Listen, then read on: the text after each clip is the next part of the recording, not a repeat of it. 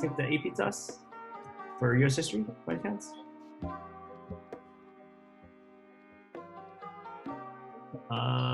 Okay. All right. Well, as a reminder, you guys are taking the AP test tomorrow. So here's the time. AP English language exam is on Wednesday, May 20th. Our time is Pacific time, so you'll be taking it at 11 a.m.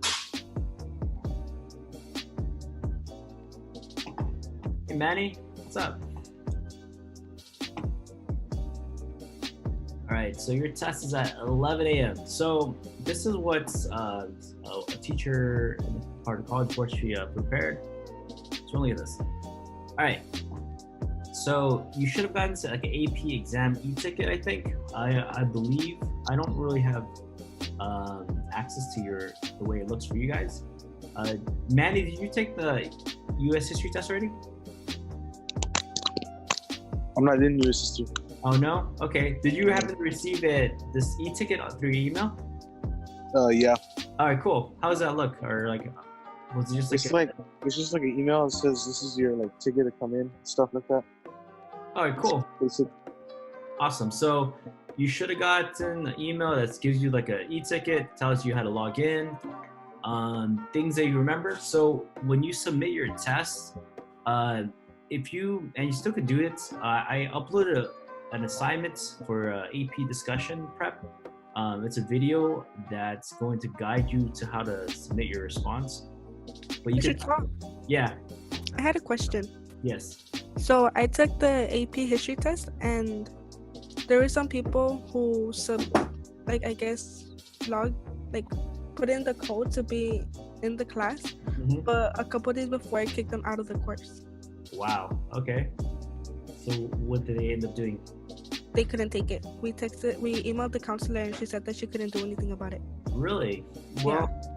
I checked today. Everyone's still in the class, so it's not, unless it happens like overnight today. I think everyone's still fine. Okay, if that happens, is there anything we can do about it, or is there like nothing we can do? To be honest, I'm not sure. I haven't heard about that, but let me double check this right now. Let me share with you guys. Share. So this is everyone registered in my. Can you see my screen? So this is everyone registered in the class right now. So we have Kenya, it was Chelsea. Chelsea, you're right there. Yeah, I mean, you guys seem to all be there. There is Steph.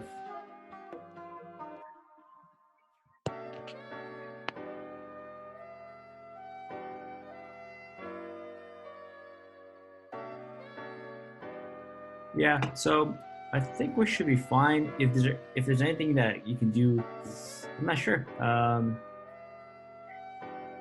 What is your name, Manny? Manny, do you see your name?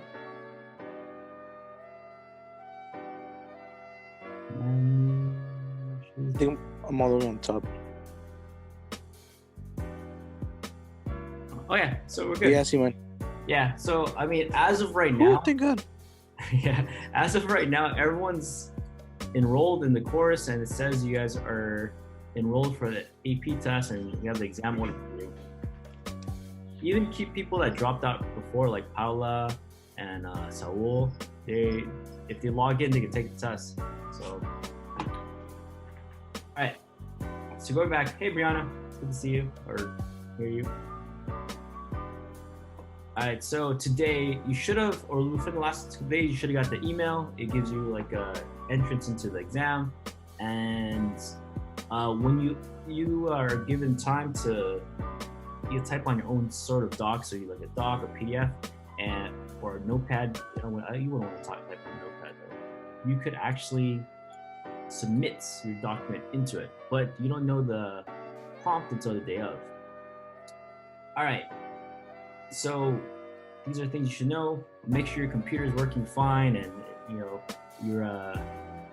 happy with your technology situation when the day starts. You don't want to actually have an issue. But I do know there were some kids that got kicked out for last week. not for this test because the only day we're taking this test is tomorrow, but there's some kids that are going to get retakes for U.S. history and other tests. So if anything does happen, let me know. All right, day of the test. What you need to have handy is your e-tickets, your device. So you either have Firefox, Safari, Chrome. They recommend Chrome, but you can use any of these things. Make sure you have internet connection. Permitted but not required. I recommend, so I'm gonna show you some documents you guys should print out before you guys start tomorrow. But there's some things because they're not there with you. On the real tests, obviously you can't have any of these, I mean, not the real. On the normal every other year, you can have notes and stuff. But this is a different year. So I recommend printing out like materials to help you that would help you actually go through and write a better essay. What I would recommend is, and what most things is, log on. So the test is at 11. So at like 10 something, 10:20, 10:30, log on to the test and make sure the link works. So once you go to your email, which has the e-ticket, you could go click on the button and it says go to exam. Try to do that 30 minutes early. There are 3 ways to submit your answers. You could type on your own response. You could write it on paper, take a picture of it, and then submit it to the online service. You could actually type it up. So there's 3 ways, as I said. You could type it up on your own computer, like a document. You could attach a typed response, so you could actually type it up on there, or you could write it on paper and take a picture of it and upload it. So 3 different ways, but you have to be prepared because I think once you submit it, you only get 5 minutes to actually submit it. When you start your exam, so make sure 30 minutes before you know your ticket, you click on it. There is like a quick survey to complete your identity information, so make sure you do that. Double check you have everything in order. Once the question appears, so as soon as the question starts, you will have 45 minutes to read the prompt and develop your written response. You will get an additional 5 minutes to submit your essay. So it's 50 minutes in total, but you only get 45 minutes to actually complete the whole thing. I recommend like having a piece of paper or something to the side, and in like the first 10, 15 minutes, and honestly have like a clock or something on the side, like right when you see the prompt, like start your time for yourself. In the first 10 minutes, like read the prompt. Just take about 5 minutes to map out, do some pre-work, and then give yourself a solid 30 minutes to map out a 5-paragraph essay. Remember, they understand if you have spelling mistakes, to understand if you have some grammar errors. You try your best to keep it a clean essay. I would recommend once you start, just keep going, but there's a reason you want to map it out beforehand, just so you have a clear understanding where you want to go. It will be a waste of time to write essay and like erase it. So whatever you got, just keep it working from there. Try to have a solid thesis. So during the test, you will see a running clock of your elapsed time. So there will be a time on the top too. Once the clock turns red and displays less than 5 minutes left, you must begin the process of submitting. So it'll say 50 minutes on there. They give you 45 minutes to write. But when the clock turns red and there's 5 minutes left, you need to stop and figure out how you want to submit it. So as we mentioned in step 2, you can submit it 3 different ways. Click browse for your file and select your saved file. So whichever you're typing it on your computer, save, like it's on a Word document, save your Word document, upload that Word document, paste your typed response, or you could copy and paste it from the Word document and paste it onto the submit folder and submit. Or the last one, if you wrote on paper or something, or even if you typed it up but there's issues, or if you're saving it or something, take a picture real fast and you upload the picture. But just in case, try to do one of these 3 things. Then you get a confirmation, and do not close your browser until your computer receives the message. If something went wrong, if you accidentally click back and close your browser, you can return to your screen by clicking your e-ticket. So if technical issues, let me know. But after that, you can receive your scores on June 20th. All right, so that's how to submit and what everything you need to do. Do you understand that? Are we good with that? Rihanna, you got that? Man?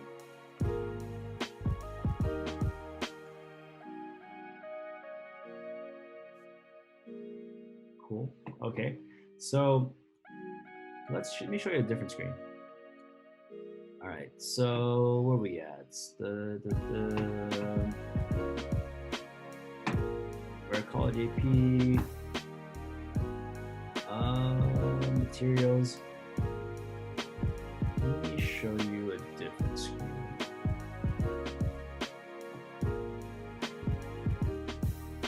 Okay. Let me share this with you guys. Share screen. Okay. So what we have here is we have the AP prep. Once we go to the AP prep, there are a lot of things. I recommend if you haven't looked at AP prep analysis prep 1 or number 2, do that. It's actually very, very helpful. She explains in detail how to do number 1, how to submit and how to prepare for the paper. But number 2 is after you do a rhetorical analysis number 4. And rhetorical analysis number 4 is what they expect the actual test tomorrow look like. They expect it to be like an older writing, like 1800s, 1900s, 1700s writing. So do number 4 and it gives you an example of how to do it. All right, so let's say you start tomorrow, right? You have your thing. I recommend printing out a few documents or making like a notes somewhere, just so you can kind of use it real fast on your test. Because remember, they don't know what resources or notes you have. I recommend one, printing out this document, the SpaceCat, and as you're reading your paper, as you're going over it, fill it out as fast as possible. Because remember, the first paragraph is basically the space right here, right? It's understanding who the speaker is, what his purpose is, or her purpose, the audience, the context. And then the cat part is trying to understand what you want to analyze. So it could be appeals. So you want to look at the ethos, the logos, the pathos. You want to look at the tone. You want to have choices. So think about that. I would recommend printing that out. Something else you should also print out is this paper, Rhetorical Analysis Outline, or have it ready. If you could use SpaceCat and fill out this first 4 sentences, I outlined how you should write the first paragraph of your paper. If you could do this, then you can easily knock out your first paragraph. But it's up to you. So if you look at sentence number 3, number 2, author develops an argument through the use of, you have to develop and understand which strategies the author is using. That's going to be a key paper to paper. So what a lot of people are doing well is they're able to identify. If your job is to figure out how are those strategies helping the author convey the message, convey the message, deliver the message, to send the message. So I recommend printing that out. Print that out or write it out on paper. Something that'll be handy to have is right here.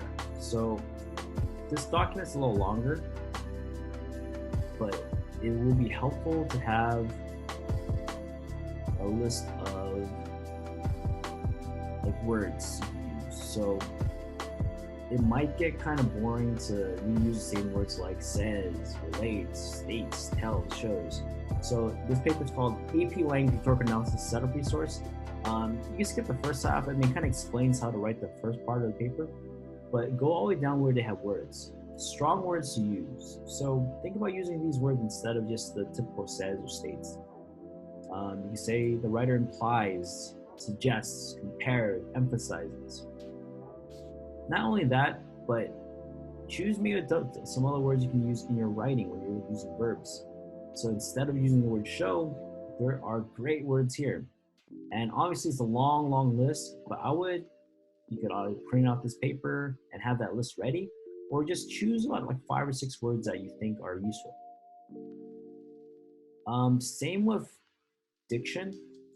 If you want to look at the author's diction or author's tone, don't just say the author uses tone, because that doesn't make sense. You want to say something like the author uses an angry tone, uses a sad tone, uses a frivolous tone, uses a giddy tone, uses a humorous tone, a peaceful tone. It doesn't matter, but your job is to explain how the adjective of the tone is able to present the message clearer. I recommend using this tone, or if you look at the diction, remember all authors, you have diction, but you want to see what type of diction. So they might have academic diction, meaning their words are more academic. They can have patriotic diction, meaning the words are relating to patriotism, nationalism. So you don't have to know all these words, but use different words to excite your writing to make it a little better. All right, so I recommend printing out those documents. So it's SpaceCat, rhetorical analysis outline, and this last one right here where it says rhetorical analysis setup. The paper I showed earlier, the infograph, which is basically explaining what you need to do the day of, I included it just in case you need it.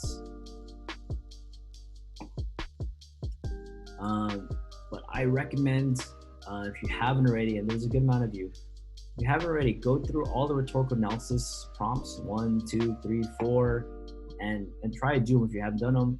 But definitely look at these two discussions, AP Prep, rhetorical analysis prep number 1 and number 2, because it will help you or guide you through the paper. All right. Any questions about anything? How do you guys feel? Nervous. Nervous? No, not really. Not really? I mean, at least this one's not too bad compared to the one in the year past where it's like 3 hours. You just have to get in there, try your best in 45 minutes. I recommend though, what I see a lot of people doing on their practice essays is, even if you have like 30 seconds left, try to finish that last sentence of your paragraph. Give it a good ending. To have a thesis, we'll figure it out. Kenya, how do you feel? Are you there? I'm nervous. I'm not good with writing paragraphs, essays. I'm really nervous. That's all right. You guys just have to be good enough. But at least you know exactly the type of writing you need to do, and you have.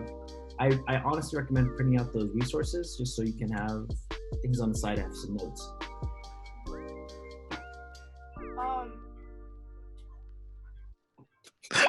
What was that? It's like Christmas excuses. It's the middle of the spring.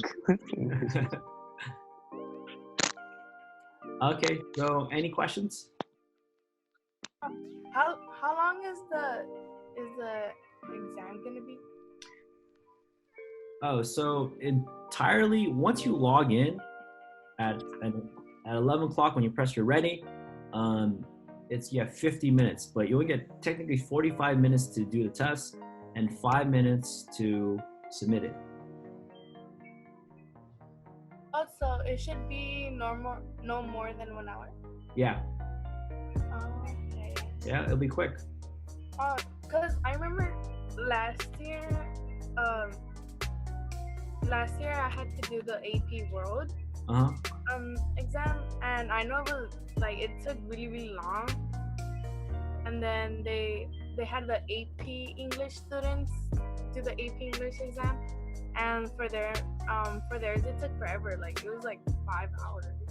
Yeah. So normally it's about 3.5 hours, but obviously we have different times. We have we're at home, we're in quarantine. They changed all the AP tests to be about an hour long. Oh, okay. Yeah, so good for you guys, but it's just gonna be a little challenging. So make sure your internet and stuff is okay in your computers. All right, hold on. Let's say I pass the test, right? Get a 4 or something, whatever. Yeah. Whoop-de-doo. What does that mean? What, I get to skip a class in college? Yeah. Or high school? In college, you're expected to take anywhere from 2 to 3 English classes. So if you pass this AP test, you don't have to take that first year of English next year. When you're a senior, when you're a freshman in college. Oh, okay. All right, I get it. Yeah, so imagine you take AP next year, AP Literature, pass that test too. You don't have to take any English in college. Sick. Yeah, so you automatically get 5 credits for that class. Oh, okay. Which is cool, right? Yeah, it's cool. It's worth. So it's only 45 minutes of your time, and if you do your best, you do well. Well, a 3 is a passing grade, right? Yeah. So 3 is a passing grade. The funny thing about it is, so you go to like certain schools like Cal State's, a 3 is good enough to skip that class. But you say you want to go to like like higher, like UCs and stuff. Sometimes they expect you to get a 4.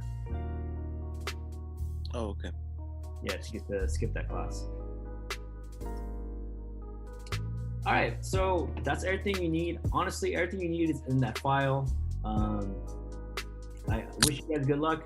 Normally, I would make get breakfast for you guys, but there's no way for me to do that. So, if you guys pass, hopefully, we can celebrate. Okay, I'm gonna